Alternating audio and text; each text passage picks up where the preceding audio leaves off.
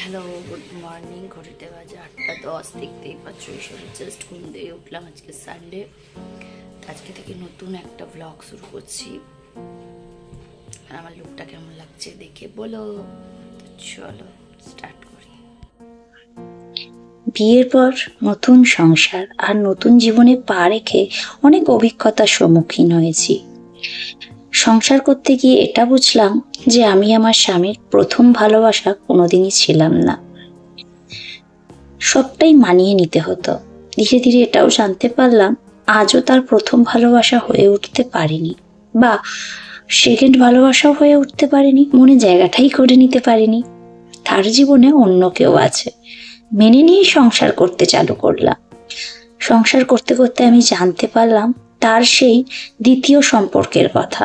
আর দ্বিতীয় সম্পর্কে তার সাথে যে জড়িয়ে ছিল সে পরিবারেরই কেউ ছিল। যাই হোক, সবটাই মেনে নিয়ে, সবটাই আমার কপাল ভেবে আমি সংসারটা করতে শুরু করেছি। করতে করতে একদিন হাঁপিয়ে উঠলাম। ধীরে ধীরে অনেক জ্বালা যন্ত্রণা, অনেক কিছু সহ্য করে আমি একটা ছোট্ট ফুটফুটে সন্তানের জন্ম দিলাম। আমি ভাবলাম হয়তো সেই সন্তান হলে আমার স্বামী হয়তো আমাকে এতটুকুনি হলেও একটু ভালোবাসবে, সন্তানের মুখ চেয়ে সে হয়তো নিজেকে বদলে দেবে। কিন্তু আমার ভাবনাটা ছিল ভুল। আমার স্বামী কখনো নিজেকে বদলাতেই পারে না। সে তো অন্য নারীতে আসক্ত। আমি শুধু ছিলাম তার রাতের সঙ্গী, আর সে ছিল তার পুরো জীবনের সঙ্গী। রাতের সঙ্গীকে ছাড়া গেলেও পুরো জীবনের সঙ্গীকে সে ছাড়তে পারেনি। একদিন সে এসে আমাকে নিজের মুখে তার সব স্বীকার করলো, যে সে আমাকে ভালোবাসে না, শুধু সমাজের ভয়ে সে আমাকে তার জীবনে রেখেছে। আর আমার সন্তান হতে পারে সেটা তারও নয়।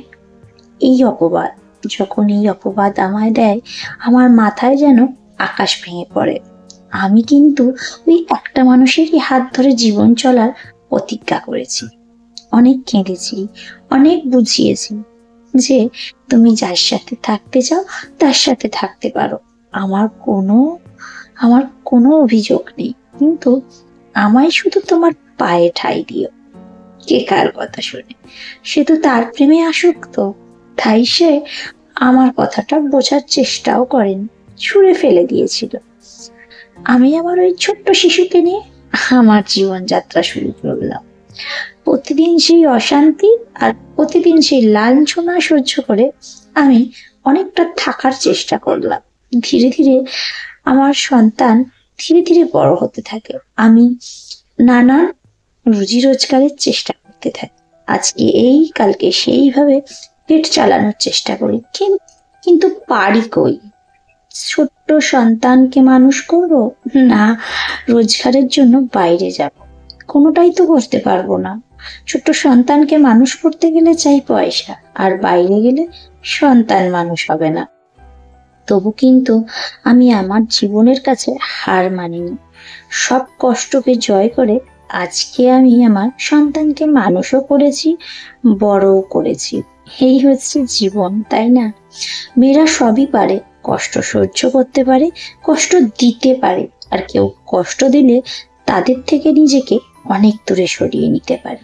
আমরা মেয়ে, আমরা সব পারি, তাই না? নারী মানেই সব পারি।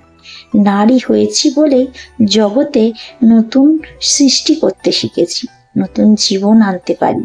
কিন্তু সেই জীবন যখন কষ্ট দেয়, তখন তাকে নিজের থেকে অনেকটা দূরেও সরিয়ে দিতে পারি। আমরা নারী, আমরা সব পারি। এই গল্পটার মধ্যে কিন্তু আমার জীবনের সাথে কোনো সম্পর্ক নেই। আমি শুধু এই সমস্ত পুরুষদের একটাই কথা বলতে চাই, যারা মেরুদণ্ডহীন পুরুষ, যারা ভালোবাসো না, তারা শুধু শুধু একটা মেয়ের জীবন নষ্ট করো না। যাকে ভালোবাসো তার সাথেই সম্পর্ক চালাও। তাতে সমাজ কি বললো আর সমাজ কি বলবে সেটা ভেবে লাভ নেই। নিজে ভালো থাকবে সেটা ভাবো। তা বলে সমাজের ভয়ে অন্যের জীবনটাকে নষ্ট করে দিও না। আর নরক করে তোলো না। এটা তোমাদের কাছে আমার একটা বার্তা বলতে পারো। আমি এটা নারী পুরুষ উভয়কে বলবো, কারোর হাত ধরে অন্য কারোর জীবনকে নষ্ট করো না। যার সাথে থাকছো তার জীবনকে সুন্দর করে তোলো। এইভাবে অন্য জীবনকে নষ্ট করার অধিকার তোমাদেরকে কেউ দেয়নি। এইটুকুনি আমার ছিল তোমাদের কাছে বলার। আর দেখো, তোমাদের সাথে কথা বলতে বলতে চলে এলাম ডিবাপিতে। আজকে কিন্তু আমাকে বুবাই ট্রিট দিতে চলেছে ডিবাপিতে। তো চলো, আজকের মতো টাটা, বাই বাই। আর আমার গল্পটা কেমন লাগলো আমায় জানিও। আর আমি বিরিয়ানি নিয়ে বসে পড়েছি।